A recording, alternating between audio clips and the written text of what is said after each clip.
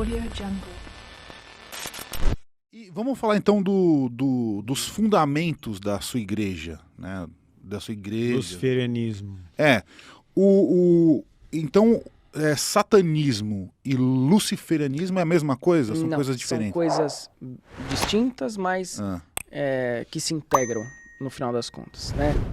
Então, para começar, não tem uma só escola de satanismo. São várias escolas de satanismo. Você tem satanismo caos-gnóstico, satanismo teísta, não teísta, satanismo clerical, satanismo filosófico e por aí vai. O que vai diferenciar são algumas peculiaridades. Em alguns, Satã é visto como um arquétipo. A própria palavra Satã tem origem em Shaitan, que significa o opositor.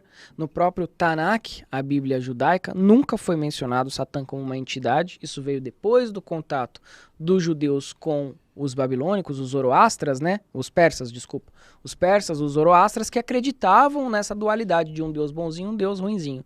Então, até então, os judeus, os hebreus, não tinham essa noção de um mal existencial, uma figura do mal. Shaitan significa o opositor, o acusador na Bíblia. Então, se você não concorda com algo, você é meu Shaitan, meu opositor. E aqueles que se opuseram ao regime teocrático dos hebreus, então eram os Shaitãs da época, que desafiavam, que contestavam, né? E Satã só vira o diabo depois, aquela figura que lembra o bode de Pan dos gregos, a igreja demonizando o deus Pan, na Idade Média, no período da Inquisição. Então o satanismo, ele é uma filosofia de vida de contestação. Ele não necessariamente é espiritual. Claro que tem a vertente espiritual do satanismo, que é o satanismo gnóstico e por aí vai, mas eu vejo o satanismo como uma filosofia de vida. Já o luciferianismo é um pouco diferente a roupagem. Então quem é Lúcifer? Lúcifer não tem nada a ver com o diabo cristão. Lúcifer, em grego, é fósforos, né? E em romano, na língua latina, lux ferri, o portador da luz. O íferos, o sufixo íferos, significa aquele que carrega, aquele que porta. Então, lux íferos, lux ferri, o portador da luz.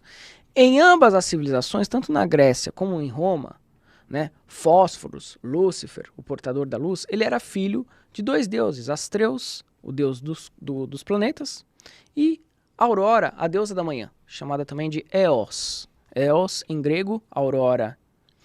Eósforos, o filho da aurora, o filho que traz a alvorada. Então, Lúcifer, para os greco-romanos, era uma divindade. Muito relacionado ao planeta Vênus. Por quê? Por conta da mensagem que Vênus trazia para os astrólogos, para os sábios greco-romanos. De manhã, antes do Sol chegar, eles viam a olho nu o planeta Vênus e viam que era um planeta bem brilhoso e que vinha logo antes do Sol aparecer. Então eles falaram assim, olha, é aquele planeta que traz o Sol, ele é o portador da luz, ele é a estrela da manhã, porque logo depois do aparecimento de Vênus no céu, surgiu o Sol.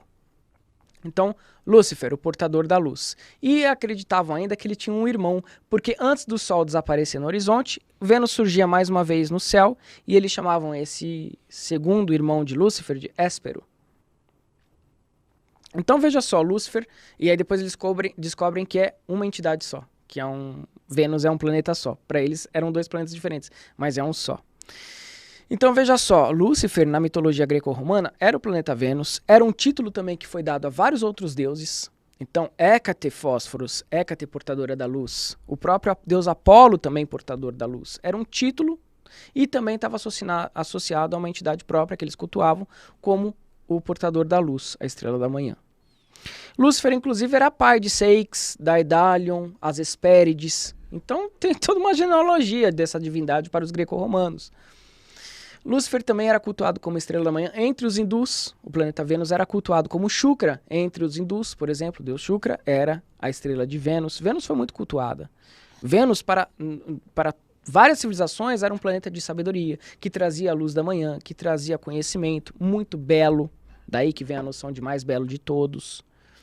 Também era cultuado na Palmíria como o deus Aziz, era chamado de estrela da manhã. O deus Shahar dos cananeus era a estrela da manhã. Então era um epíteto, um nome dado a vários deuses que traziam sabedoria, iluminação, inteligência e prosperidade.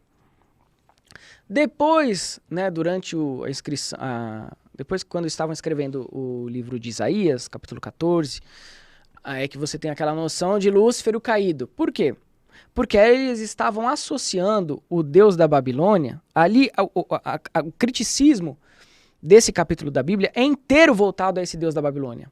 Os judeus estavam saindo de uma disputa contra o rei da Babilônia e eles estavam satirizando ele, comparando ele à estrela da manhã. Ó, porque tu caístes, ó, tu, filho da alva, filho da estrela da manhã, logo tu caístes porque era a queda do rei babilônico da época.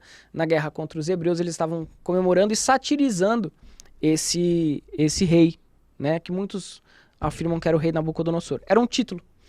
Quando vem a transição, né, quando é transcrita a Bíblia da Septuaginta, da Bíblia em grego e da Bíblia em hebraico para o latim, São Jerônimo dá a conotação que aquilo era uma entidade.